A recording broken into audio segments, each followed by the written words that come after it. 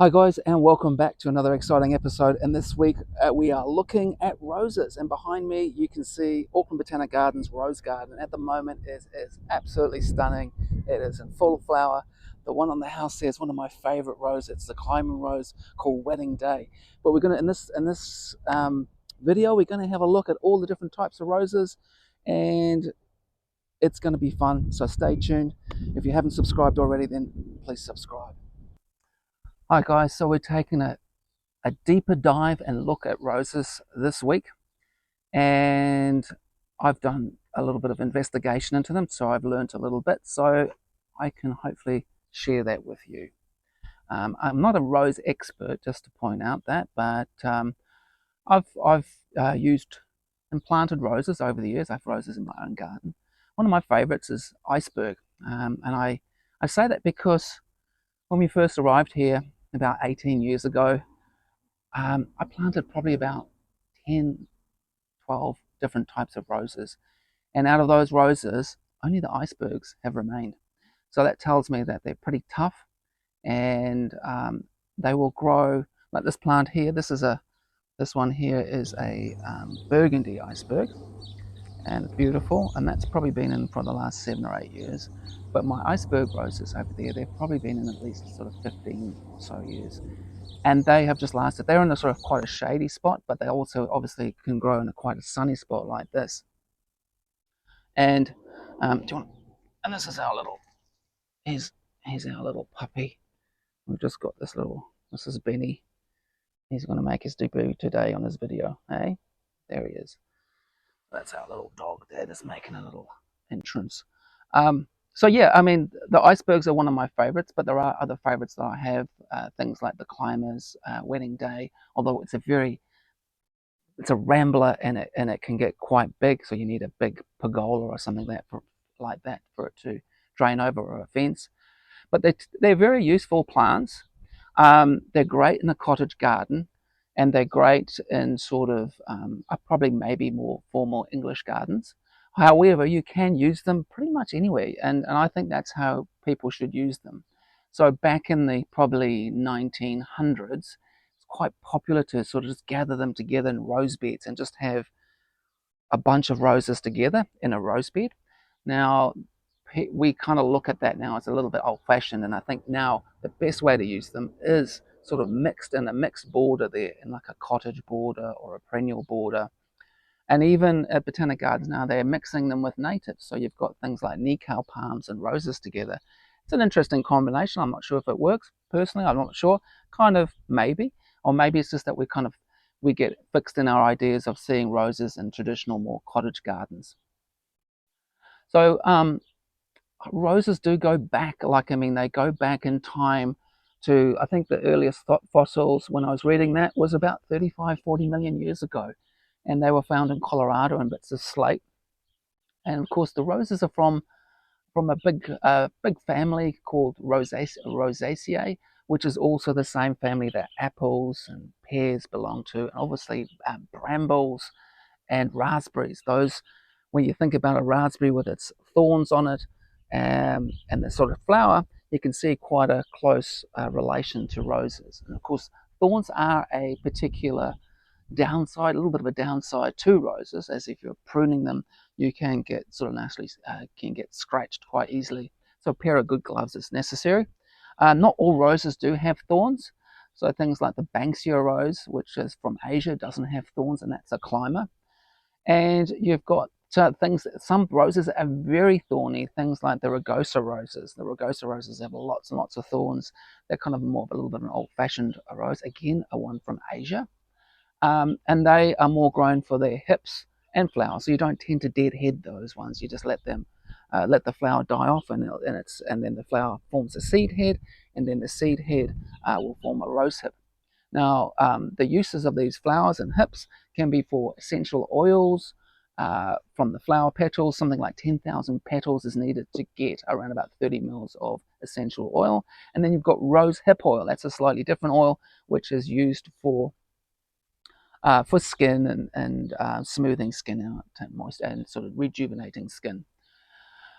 Now, as I was saying, I like to use roses if I'm going to use them, and to be fair, most people are a little bit anti-roses here in Auckland. Like in the 90s, there was a big anti-rose movement that seemed to sort of start, and it went from rose and rose gardens, cottage gardens, to subtropical gardens, lots of palms and vibrant colours, and low maintenance. And of course, roses were deemed a kind of high maintenance plant. So if you look at roses, they aren't really what I'd call high maintenance, and I guess if you look at them, they'll get things like black spot and a few things like powdery mildew. But some roses, again, are more disease resistant. The iceberg seems to be pretty good, and I would say overall they're not a particularly high maintenance plant if you don't bother spraying. So at Botanic Gardens, they have all their roses, and when I used to work there, they used to spray them like a couple of times a week or once every couple of weeks, I think. And it was with insecticide and then with fungicide. And now they don't do that. So and their roses look great. And it just shows you that we get conditioned into thinking things have to be sprayed and they have to look perfect. But a few spots doesn't kill the rose plant, which is good to know. Now roses, generally speaking, they are big feeders. So in the soil that you have, it needs to be rich, good soil. They tend, for that reason, to prefer clay soils, because clay soils, having smaller soil particles, they tend to stick together and hold those nutrients in, versus sandy soils with bigger particles tend to, a lot of the good stuff and the nutrients tend to sort of, and the minerals tends to sort of leach out. So clay soils, fertile clay soils, and good fertilizing is a real good thing for roses. Now, initially when we came here, we planted a Dublin Bay rose, and it was beautiful. Dublin Bay was a rose that was developed by Sam McCready, who'd moved from Northern Ireland, and he came here in the 70s, and he was a big rose breeder, kind of like David Austin of the English rose fame. He came here and he did pretty good things for New Zealand. He did various roses and one of them was Dublin Bay, which is a beautiful climber. Now, however, that plant, it did drain the soil, and then it eventually died, which was a bit of a shame because it did look pretty good back in its day.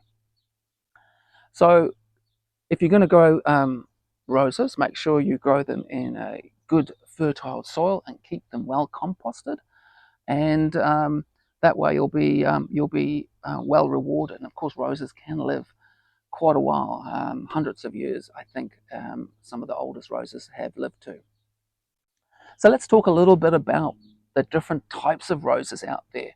So like I said, initially there were, in the sort of like the sort of about, say, 1,000 years ago, you had the big divisions. You had the ones from Asia, that was the Chinese rose and Bengal roses and things like that, China, India, Asia, and they were more sort of heat tolerant, generally sort of smaller flowers, but there was a bit of a mix in there too.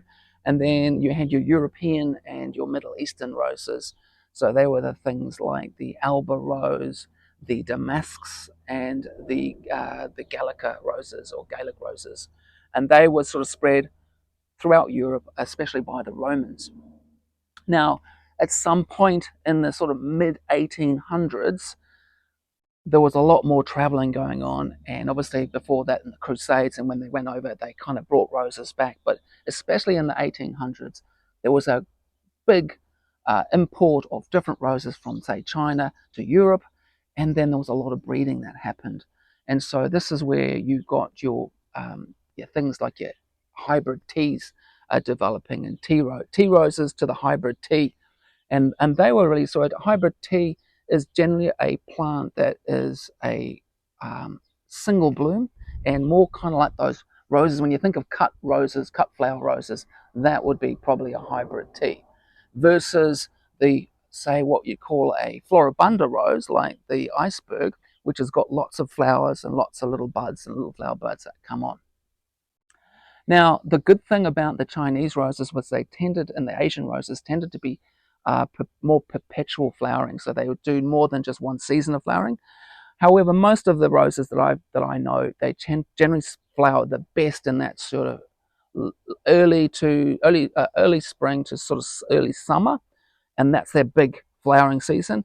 and then perpetually they will flower, a little bit throughout the year. So these icebergs, like especially the white one up there, will just sort of put out more flowers throughout the year, which is really quite cool. Because let's face it, roses, you really tend to grow them for the flowers. So if they're flowering, that's really what you want. So all this interbreeding started happening in the sort of 1800s. And so then they classified in around about 1867 that pre-1867, these would all be called old roses.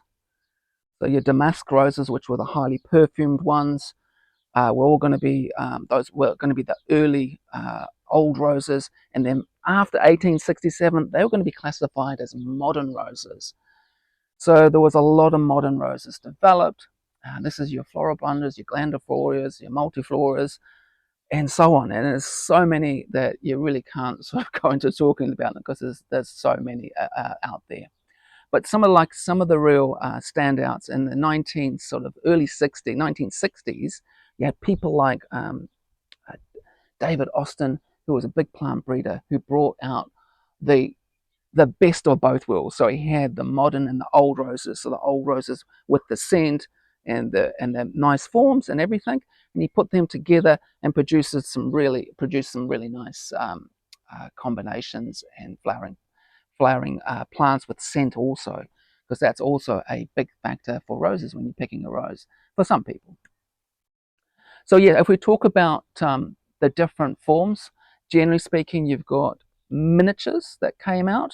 So these are the small things like the fairy and pixie, I think is another one.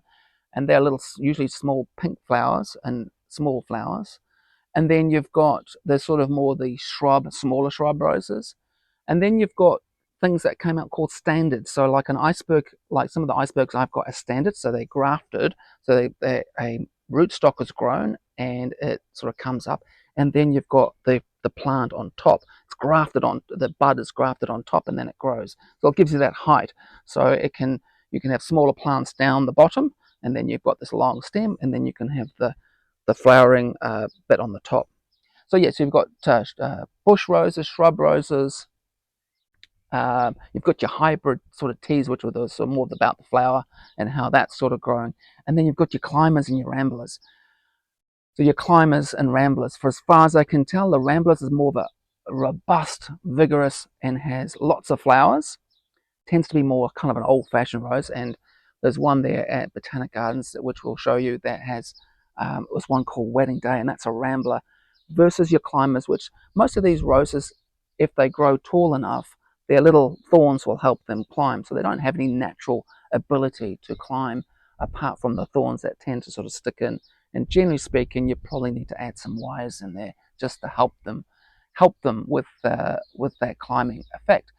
But yes, I mean, just summing up, they are really good to use. I guess down in the South Island, probably roses didn't fade out so much because of these. A lot of these roses are good for colder climates, and obviously subtropical planting down there wasn't really going to take off because it's too cold. However, they did go into low maintenance and native planting down there a little bit more.